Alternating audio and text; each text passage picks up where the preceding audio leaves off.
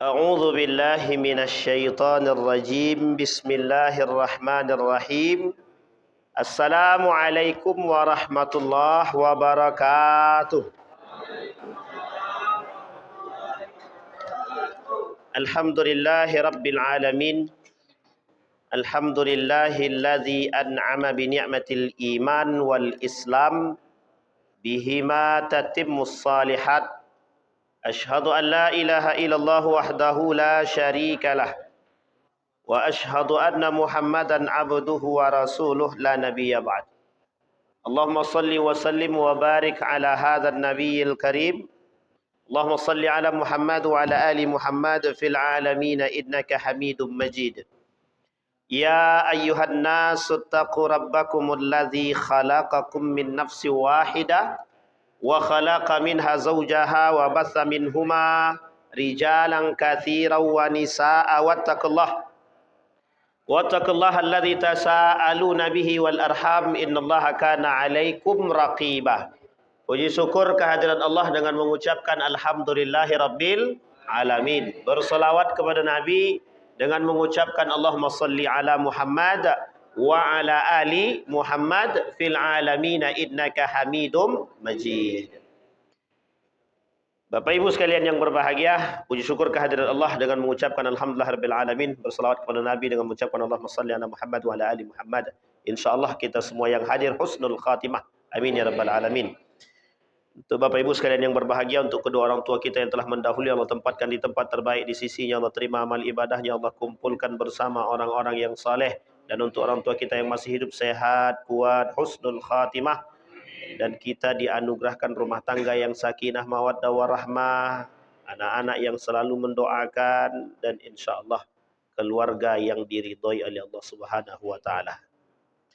Baik Bapak Ibu sekalian yang berbahagia, qala Syekh Imam Al-Alim Al-Amil Hujjatul Islam Abu Hamid Muhammad bin Muhammad Al-Ghazali. Imam Al-Ghazali berkata, Alhamdulillah wahdahu wassalatu wassalamu ala khairi khalqihi Sayyidina Muhammad wa ala alihi wa sahbihi. Ada kitab yang dibahas oleh beliau. Hadza kitabul kashfi wat tabyin fi ghururil khalqi ajma'in. Kata Imam Al-Ghazali, ini adalah buku kasyaf. Buku kasyaf itu gimana membahasakan Indonesia ya?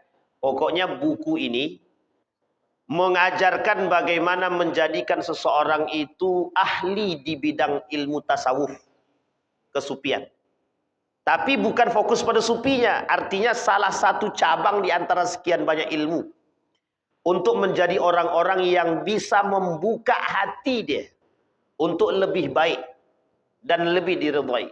Wat tabyin, dan penjelasan fi ghururil khalqi ajmain, pada tertipunya manusia atas ciptaan Allah. Jadi kata Imam Al-Ghazali, salah satu kitab ini adalah salah satu kitab yang memang mengajarkan orang-orang untuk bisa menjadi pembuka hati agar bisa lebih baik ke depan, sehingga tidak tertipu dengan urusan dunia. Kalau kita bicara dunia, wa ma indallahi khairu wa abqa. Selain daripada Allah tidak ada yang kekal dan abadi, tidak ada. Wa mal hayatud dunya illa mata'ul ghurur. Dunia tak ada kecuali hanya fata morgana. Ini kata Ibnu Athaillah, fata morgana. Fata morgana itu nampak indah di mata, dipegang tak nyata. Wah, itulah bahasanya. Nampak indah di hadapan, tapi memang tidak bisa dipegang dalam dekapan. Tidak bisa. Ini bahasa Ibnu Athaillah. Tapi bahasa Ibnu Imam Al-Ghazali, lahwun wa la'ibu wa lahwun. Ad-dunya la'ibu wa lahwun. Dunia itu cuma sekedar nikmat-nikmat permainan saja dan kelalaian atau yang melalaikan. Sehingga Bapak Ibu sekalian yang berbahagia, kata Imam Al-Ghazali, Imam Al-Ghazali membuat satu buku, satu kitab dengan judul Asnaful Maghrurin. Kelompok orang-orang yang tertipu. Tujuannya adalah agar orang-orang yang membaca buku ini atau yang mendengar tak terjerumus dan terjebak dalam kelompok tersebut.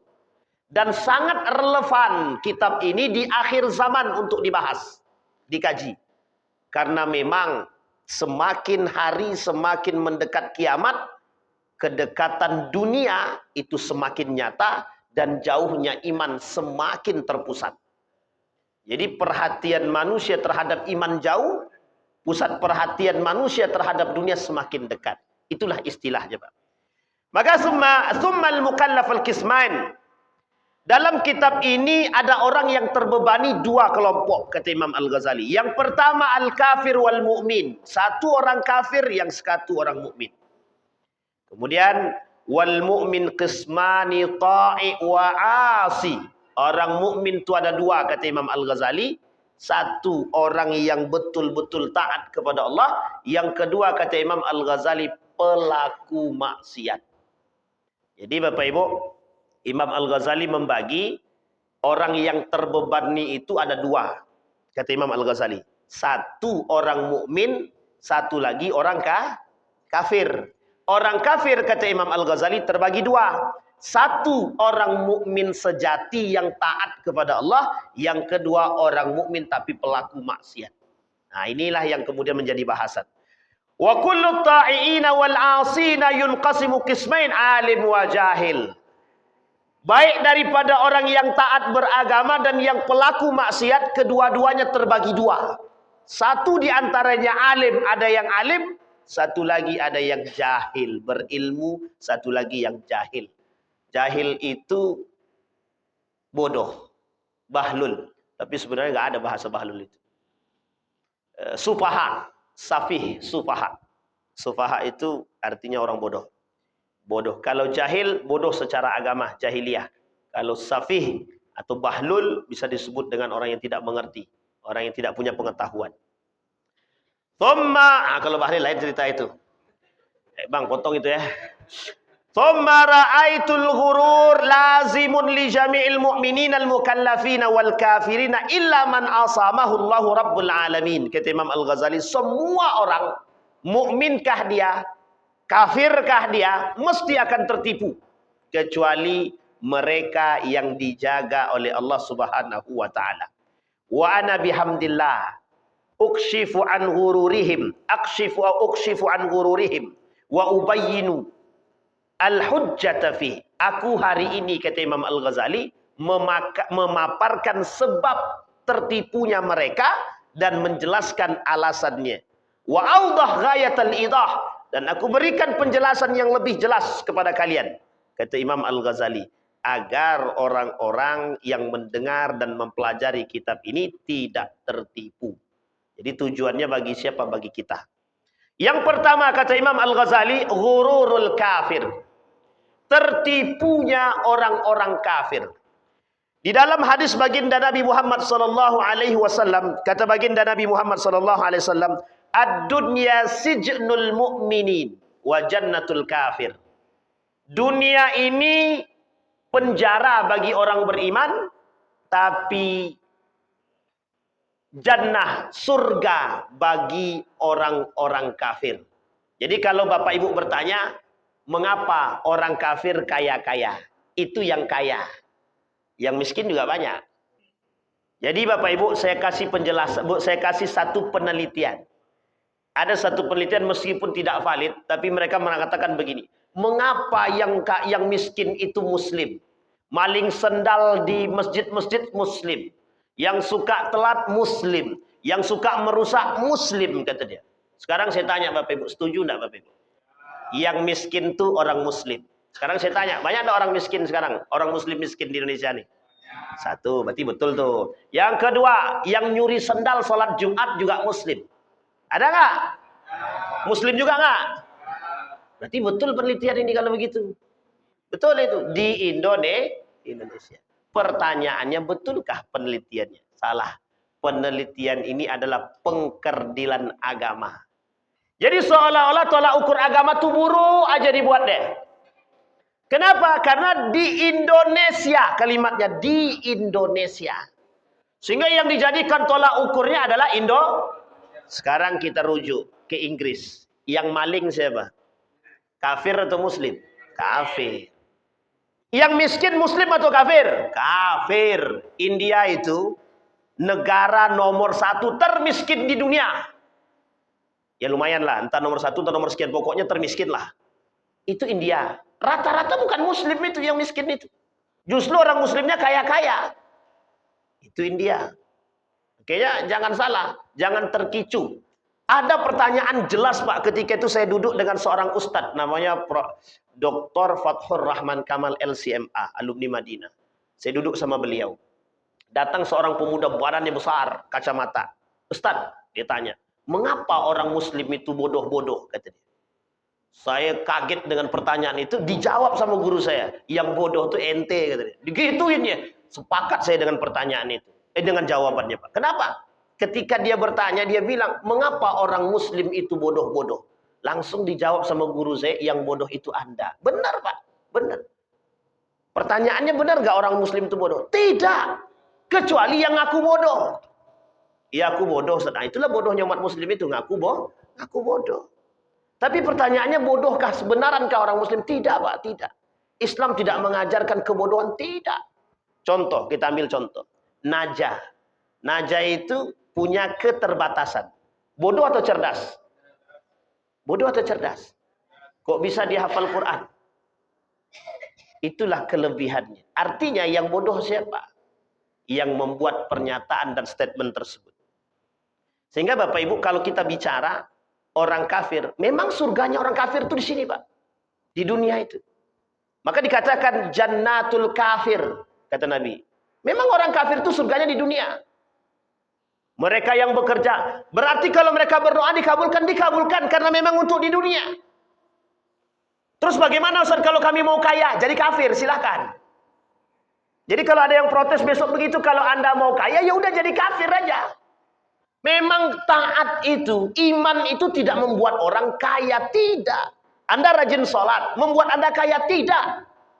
Cuma ada proses, salah satunya adalah orang yang bisa kaya hati itu adalah orang yang sholat. Tapi kalau tidak pernah sholat, kaya hati nggak? Jangankan kaya hati, kaya kantong pun tidak. Kaya hati Pak, penting. Makanya kata Nabi, kata Allah, ghina nafas. Kaya hati. Itu penting. Jadi kalau orang kayanya cuma pengen kaya dunia, ya begitulah. Pokoknya harapannya dunia, berharap kaya. Setiap memandang orang punya mobil, tidak ada kepuasan. Tidak ada kepuasan. Tetangga itu bang, mobilnya 3. Ferrari, kemudian Alphard. Nah, itulah pokoknya kan. Awak dari dulu bang, kijang kapsul ni lah, tak berganti-ganti. Gitu.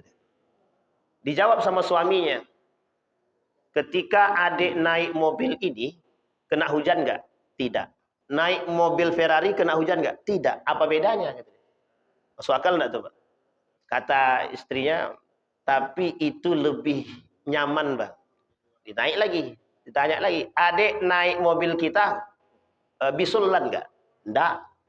Sehat nggak? Sehat. Berarti sama. Gitu deh.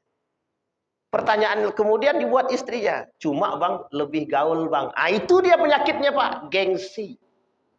Gaya hidup. Nah, sekarang kita kembalikan. Ghururul kafir. Kata Imam Al-Ghazali, fa awwal ma nabda bihi ghururul kafir wa huwa qisman. Kata Imam Al-Ghazali, orang kafir itu tertipunya ada 2. Minhum man gharrathumul hayatud dunya, mereka yang tertipu oleh urusan dunia. Yang tadi disebutkan. 1, sijnul ad-dunya sijnul mu'min wa jannatul kafir. Dunia penjara bagi orang mukmin, tapi kemudian surga bagi orang kafir. Pertama alasannya, memang orang kafir itu nikmatnya di sini. Mereka bekerja keras, tidak percaya dengan Allah. Maka apa yang mereka yakini, kerja keras menghasilkan. Jadi Bapak Ibu, orang kafir, kalau sudah kerja keras mati-matian, mereka tidak mendapatkan hasil, mereka stres. Stres. Saya kasih contoh. Ada kawan orang Eropa. Itu mereka Pak, kalau belajar tuh serius benar. Serius benar. Kerja tuh serius, Pak. Apa kata dia? Kita harus jadi orang yang profesional, Wan. Ya, saya paham. Ya, saya iyakan aja, profesional.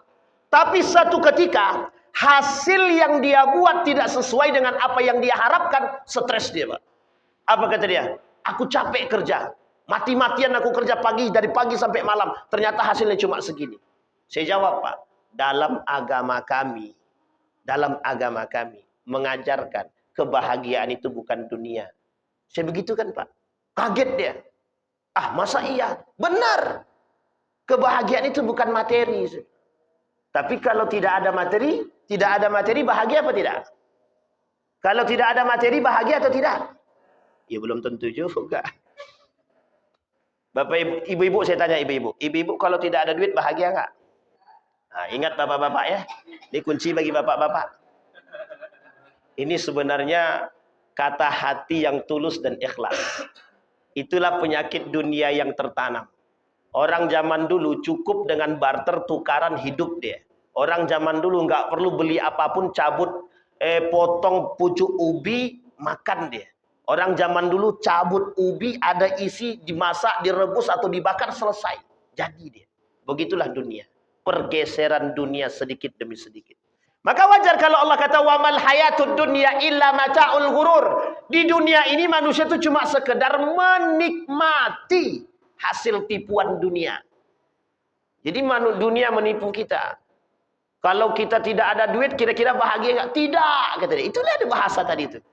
Benar, Pak, benar, Pak. Orang zaman dulu nggak punya duit, stres enggak? Tidak, Pak. Ya yang stres, yang tidak. Tapi lebih banyak tidak. Yang punya iman, Pak. Yang punya Berarti kalau ada orang muslim stres dia kalau tidak punya uang, apa bedanya dia dengan orang kafir?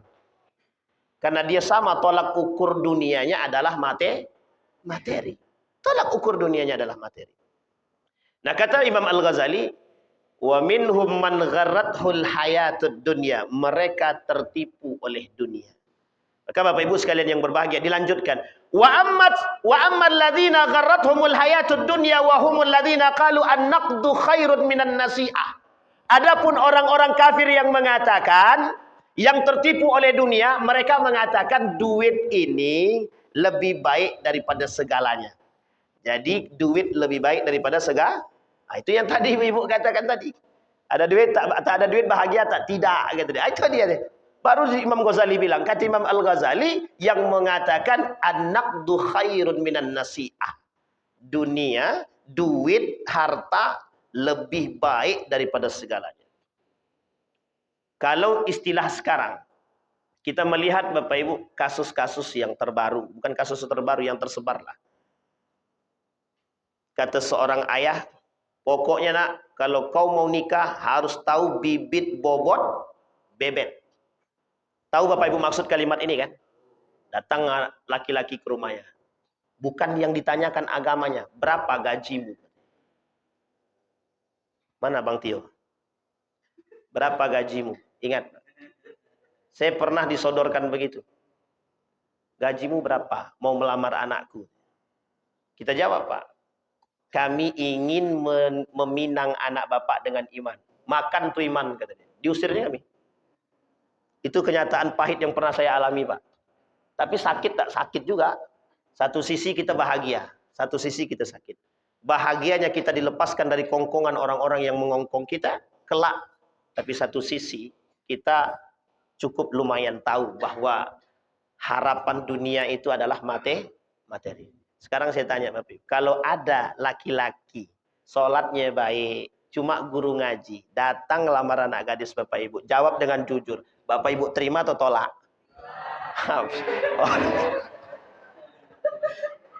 Jadi ketua Mushola Hidayah ini jamaah terbaik yang pernah kita temukan.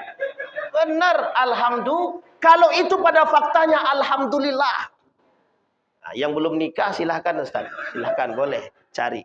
Kembali kepada poin tadi, Pak. Ini poin penting kita. Sehingga kata Nabi, at-takatsur, at-tanajus fid dunya, kata. Mereka berlomba-lomba dalam kemegahan. Mereka berlomba-lomba dalam urusan dunia, kata Nabi. Itu kalau bukan karena urusan PT, urusan apa, Pak? Beasis, Siswa. Jadi bangga kita. Anakku dapat beasiswawan. Alhamdulillah, di mana sekolahnya Pak? Di Amerika. Langsung ciut mental kita. Tidak. Pak jadi kacung aja bangga. Saya punya dosen Pak. Punya dosen. Alumni Leiden University, Belanda. Dan S2-nya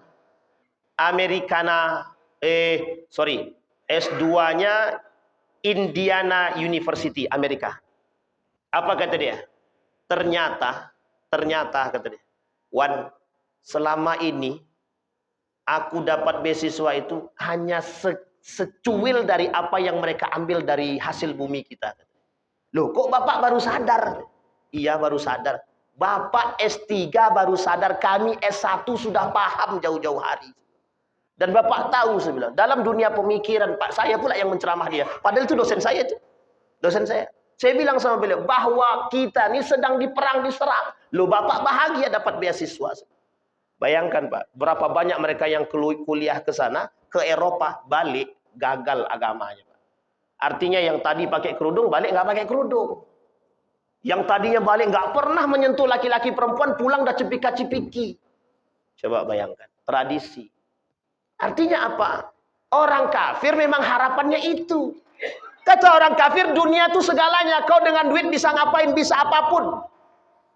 Maka mohon maaf Pak, kenapa Jaziratul Arab hari ini wajib kaya? Karena mereka harus kaya. Apa yang mereka harapkan? Dunia. Disitulah bekal kehancuran kelak pada masanya. Wailun lil Arabi, kata Nabi. Celakalah bagi Jaziratul Arab.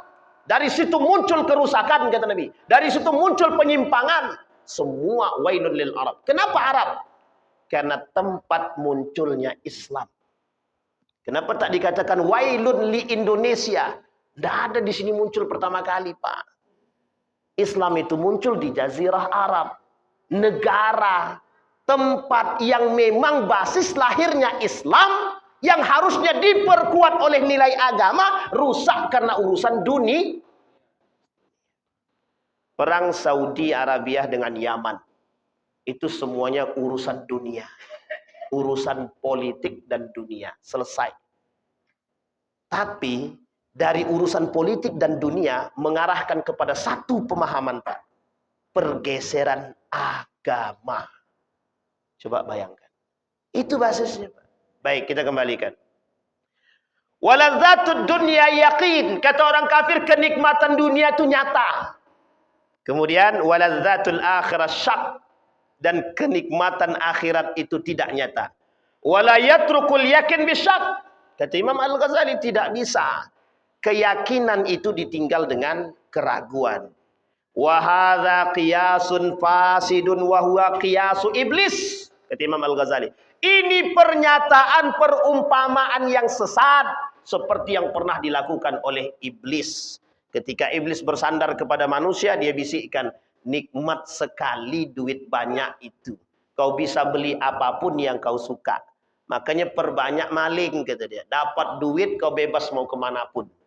Tapi ternyata itulah tipu daya iblis. Talbisul iblis. Kemudian yang kedua. Wa ghururuhum billahil gharur. Tertipunya orang kafir yang kedua, kata Imam Al-Ghazali, mereka tidak percaya kepada Allah. Dan mereka ditipu oleh Allah. Artinya ditipu oleh Allah di sini, pada hakikatnya mereka ingin menipu Allah, tapi sesungguhnya mereka yang tertipu.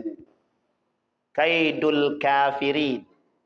Ketika orang kafir memasang ranjau untuk Allah, mereka terjebak dalam ranjau sendiri.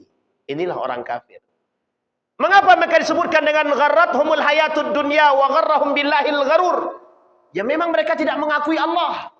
Tidak ada campur tangan Tuhan dalam urusan dunia. Tidak ada campur Tuhan dalam urusan politik. Tidak ada campur Tuhan dalam urusan pendidikan. Hari ini kalang kabut mereka semua. Setiap generasi tidak punya akhlak. Ada anak yang menghamili ibu kandungnya sendiri. Akhlak tidak ada, moral tak ada. Kenapa? Bias. Kenapa? Jauh daripada agama. Ateisme yang mereka ciptakan melambangkan bobroknya akhlak dan moral di sana. Itu yang mau kita banggakan. Itu yang mau dicontoh oleh Indonesia. Itu yang mau diadopsi oleh Indonesia. Itu yang mau kita wariskan kepada generasi kita. Kafir, kekufuran, dan kekafiran. Bisa dipahami Bapak Ibu ya? Jadi kita ini sekarang dituntut atau dipaksakan untuk mewarisi tradisi-tradisi sesat menyesatkan. Makanya Bapak Ibu sekalian yang berbahagia, kalau istilah kami di Nurul Yakin itu, orang Eropa sudah mulai sadar, Indonesia baru mau mulai rusak. Itu bahasanya begitu. Benar Pak, kita baru mau mencontoh Barat sudah mau selesai. Mereka sadar akan kehancuran moral generasi mereka. Kita tidak memandang yang akhirnya. Kita pandang di awalnya seolah-olah hidup kita gaya, hidup gengsi kita tinggi. Tapi ternyata kita sedang ditipu. Nah, baru mau mulai muncul, wah bangga. Lulusan A, B, C, D, bangga. Tidak ada masalah kalau dia punya iman Pak, bangga kita Pak. Lulusan Eropa tapi punya imam mempertahankan akidah, bangga sangat kita Pak, sangat kita bangga. Tapi justru kalau dia membawa virus kerusakan dan kesesatan, penyelenehan dan penyimpangan yang membuat kita rusak. Itulah yang hari ini masuk dalam, mohon maaf, dunia pendidikan kita. Sadar atau tidak sadar, terimalah. Begitulah bahasan seorang pakar pendidikan Yahudi mengatakan kepada Donald Trump, kita akan masuk dalam kurikulum di Indonesia. Bahagia enggak Bapak Ibu campur tangan Yahudi dalam pendidikan kita? Bahagia apa tak bahagia? Tidak bahagia. Itu kan cuma tidak bahagianya aja. Dan kita nggak bisa buat apa-apa kan? Kalau sudah masuk kita mau ngapain? Nggak bisa ngapa-ngapain. Anak nggak bisa belajar. Nggak belajar pun dia tetap lulus, nggak masuk pun tetap dapat nilai B. Itulah kondisi kita sekarang.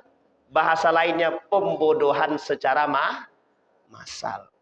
Pembodohan dalam istilah pemaksaan, artinya dipaksa untuk bodoh. Kita ambil contoh, dipaksa untuk bodoh itu ya contohnya kayak tadi. Standar nilai kampus wajib B, kalau tidak rusak akreditasi. Kita lebih penting akreditasi citra kampus ketimbang moral dan akhlak dan akademik mahasiswa.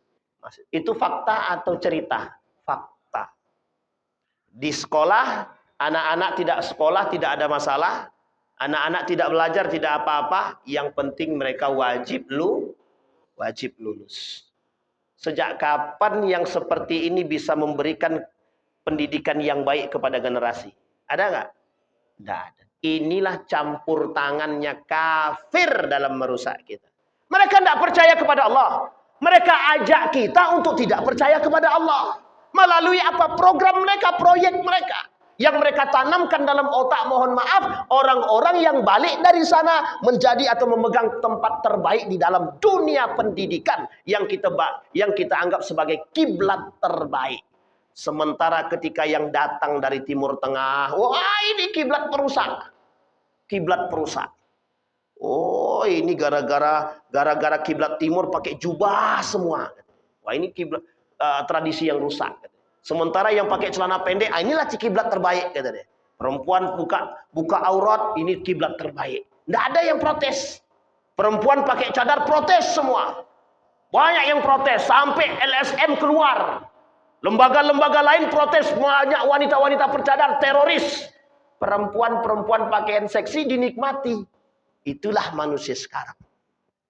Jadi terbalik apa? Dibalik. Terbalik atau dibalik? Dibalik. Baik. Wa ilaju hadzal ghurur syai'ani kata Imam Al-Ghazali. Cara mengatasi ketertipuan ini ada dua. Imma bitasdiqin wa huwal iman wa imma bi burhanin. Yang pertama kata Imam Al-Ghazali dengan keyakinan, iman. Yang kedua dengan kenyataan, pembuktian serta data. Wa amma bitasdiq fa huwa an yasaddaqallahu ta'ala fi qawlihi wa ma indallahi khairu wa abqa. Salah satu yang bisa mengatasi solusi terhadap ketertipuan kafir tadi, yang pertama dengan iman. Contoh, Orang kafir tertipu dengan Allah, atau orang kafir ditipu oleh Allah, atau orang kafir gharrathumul hayatud dunya. Pertama, orang kafir tidak percaya kepada Allah. Bagaimana solusinya? Masuk ke dalam Islam, percaya kepada Allah. Selesai solusinya. Begitu cara Imam Al-Ghazali mengatakan, salah satu menyelesaikan ketidakpercayaan orang kafir terhadap Allah adalah dengan beriman kepada Allah. Pertanyaannya, itu kafir. Sekarang bagaimana dengan orang muslim? Kalau ada orang muslim yang muslim dia, tapi tidak percaya kepada Allah, apa solusinya? Solusinya apa Bapak Ibu? Sama solusinya, kembali kepada Allah. Dalam perjalanan Isra Mi'raj itu, kita dituntut untuk meyakini sesuatu yang tidak masuk akal pada saat itu. Abu Bakar promosi keimanan. Apa promosi keimanannya? Di antara sekian banyak orang-orang tidak percaya dengan Rasulullah, dia dengan gagah berdiri mengatakan, sekalipun Muhammad dusta, aku percaya. Apa kaitannya Pak? Iman. Kita butuh orang mukmin begitu sekarang. Kita butuh orang-orang yang mukmin sekarang seperti itu. Gagah, berani, siap, dan tidak tergoyahkan oleh, mohon maaf, boro-boro harta, dunia, ataupun wanita. Nggak goyang Pak, nggak goyang. Kita harus begini, disodorkan wanita, goyang dia, poligami dia. Nah, itu masalah kita sekarang. Nah, ini masalah poligami, KUHAP. Ayo, ada KUHAP. Jadi bapak-bapak jangan coba-coba poligami, 3 tahun. KUHAP-nya itu berapa penjara? 3 tahun penjara. Yang nikah siri, poligami. Bahagia sekali lah hati ibu-ibu nih dengan keluarnya KUHAP ini. Pertama, yang poligami 3 tahun. Yang nikah siri 3 tahun. Alasannya banyak yang terlantar katanya. Makanya keluar KUHAP-nya. Majelis Ulama Indonesia protes. Tolong telaah lagi baik-baik. Itu kacau itu gitu dia. Nah, berkelahilah mereka di atas. Baik. Wa mal hayatud dunya illa mata'ul ghurur. Wa tasdiqur Rasul sallallahu alaihi wasallam fi ma jaa'a bi. Percaya kepada Rasulullah dengan apa yang dibawa, termasuk salah satunya Al-Qur'an. Bagaimana kita bertadabbur dengan Al-Qur'an hari ini? Itu kuncinya. Yang kedua, ketika orang kafir tertipu dengan urusan dunia, apa yang harus mereka lakukan? Ketika mereka beriman kepada Allah, masuk ke dalam Islam, dan mereka pelajari nilai-nilai agama, dia tahu seberapa besar nilai harta. Dan dia akan paham bahwa bahagia tidak dinilai dari materi. Saya punya guru. Seorang guru yang ngajarkan agama. Tidak di sini. Di luar. Beliau tukang sol sepatu. Selesai mengajarkan ilmu agama, dari selesai salat zuhur, beliau keluar, kemudian membersihkan sepatu. Tahu Bapak Ibu alasannya mengapa? Tawaran dunianya bukan main Pak, tapi beliau jawab, kalau aku duduk di singgasana yang indah, aku tak kuat iman. Seorang pengajar agama mengatakan, aku tidak kuat iman. Saya lebih baik menjadi tukang sol sepatu, tapi bisa memberikan kenyamanan iman, itu lebih cukup. Coba bayangkan.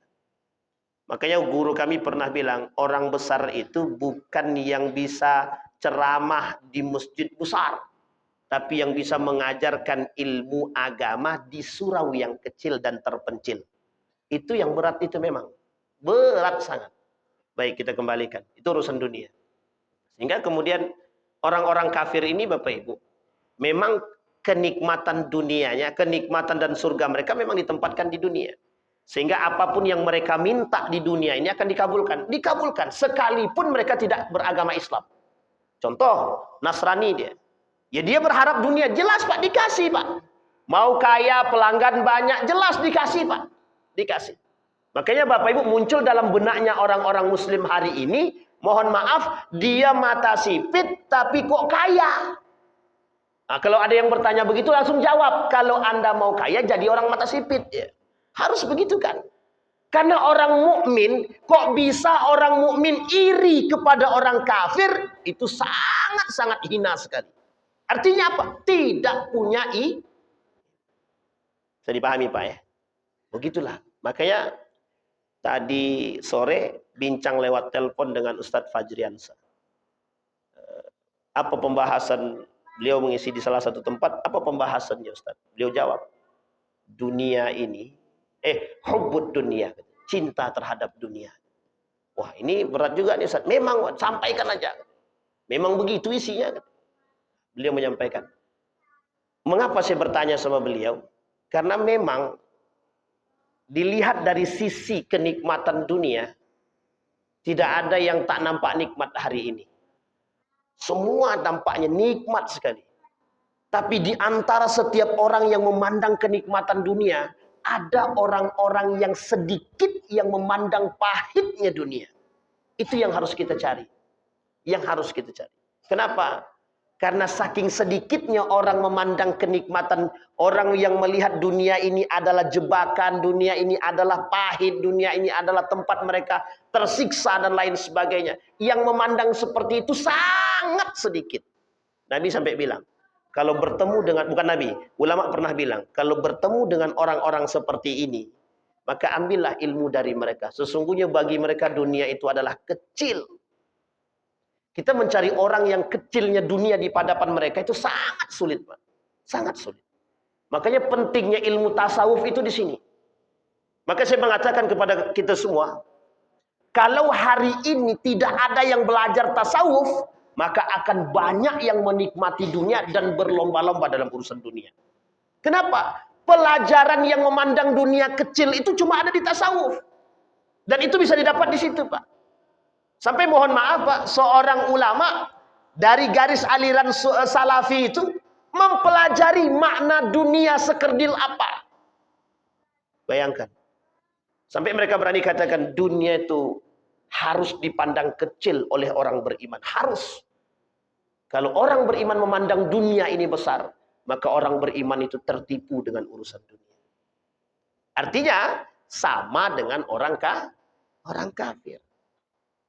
Kalau kita istilahkan kaya, miskin, sama Pak. Kuburannya kali berapa? Berapa Pak kalinya? 2 kali 1. 2 kali 1. Cuma segitu aja. Itu ya kalau ditalkinkan kalau matinya nanti. Kalau tak ditalkinkan, iya kalau diazankan. Itu iya kalau ada yang mengantarkan. Aku tidak akan mengantarkan. Ada cerita. Ini cerita nyata betul ini. Jadi satu ketika ada seorang bekawan 2 orang, Pak. 2 orang bekawan. Yang si A ini pinjam duit sama si B. Sudah banyak pinjamannya. Si B bilang, bayarlah hutang kau tuh. Nanti kau mati, bagaimana cara nagihnya? Akhirnya si B bilang, kau sudah punya duit, bayarlah. Ditagih terus-terus, tapi si A nggak mau bayar. Jadi Bapak Ibu, meninggallah, dilalah, meninggallah Pak. Meninggal betulan, si A nih. Bukan didoakan sama si B ya, tapi tidak didoakan. Memang meninggal beneran. Jadi ketika pengantaran jenazah, itu keluarga bilang begini. Bapak Ibu yang merasa pernah dihutangi oleh si almarhum, silahkan menyampaikan. Apa kata dia? Angkat tangan si B tadi Pak.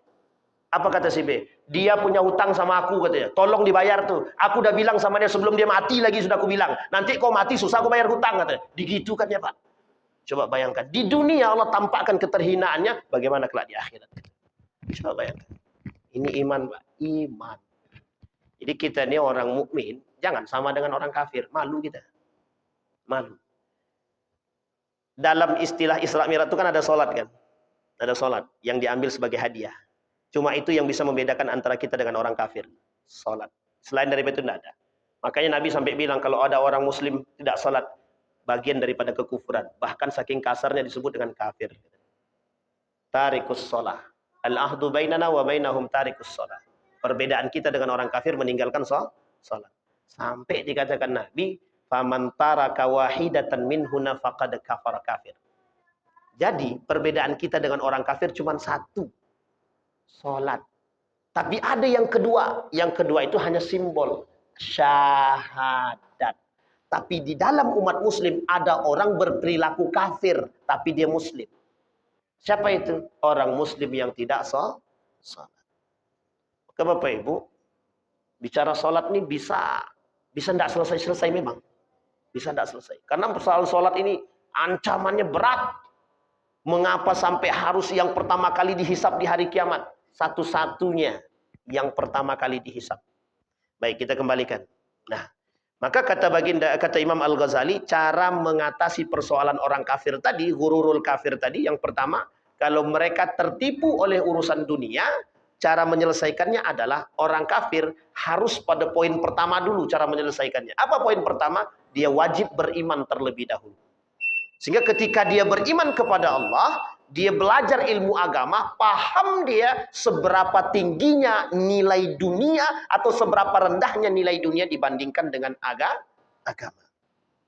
Nah, kemudian yang kedua, kalau mereka orang-orang kafir ini lebih mencintai terhadap dunia, itu memang dunianya memang diberikan begitu, surganya memang dihantarkan begitu. Sampai dikatakan di dalam Al-Qur'an itu, kata Allah di dalam Al-Qur'an untuk orang-orang kafir itu, walladzina kafaru yatamatta'una wa ya'kuluna kama ta'kulul an'am wan nar maswalahum. Apa kata Allah dalam Al-Qur'an dalam surat Muhammad ayat 12? Orang-orang kafir menikmati urusan dunia, memakan urusan dunia, sama mereka, mohon maaf, agak sedikit kasar, sama mereka seperti binatang ternak, memang tempat mereka di situ. Binatang ternak itu kan kita sediakan makanan, mereka makan, datang binatang yang makan. Sama Pak, orang kafir itu begitu, kata dia. Disediakan tempat makan, makanlah. Di mana tempatnya? Di dunia. Tapi orang beriman tidak. Maka disebutlah sebagai sijnul mukmin.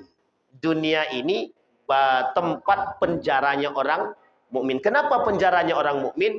Disinilah kita merasakan Bapak Ibu betapa dunia itu lahwun laibu walahwun. Terakhir Bapak Ibu sekalian yang berbahagia. Wal yakinu madrakani ahaduhumal iman wat tasdik. Keyakinan itu pokoknya cuma dua. Satu iman, yang kedua keyakinan. At-tasdiqu ala wajhi taqlid lil anbiya wal ulama. Kita hanya mengikuti keimanan, kita mengikuti para nabi, para sahabat, para tabi'in, tabi'in, para ulama salafus soleh. Jadi kita beriman ini memang mengikuti, memang tidak ada cerita yang kita sampaikan tanpa tidak pernah terbuat pada masa lalu. Tidak ada. Semuanya terbuat. Keyakinan, iman. Jadi kita beriman hanya mengikuti taklid para anbiya. Bagaimana berimannya para nabi. Ustaz, kita kan tidak nabi. Justru karena kita tidak nabi, kita harus lebih sungguh-sungguh beriman.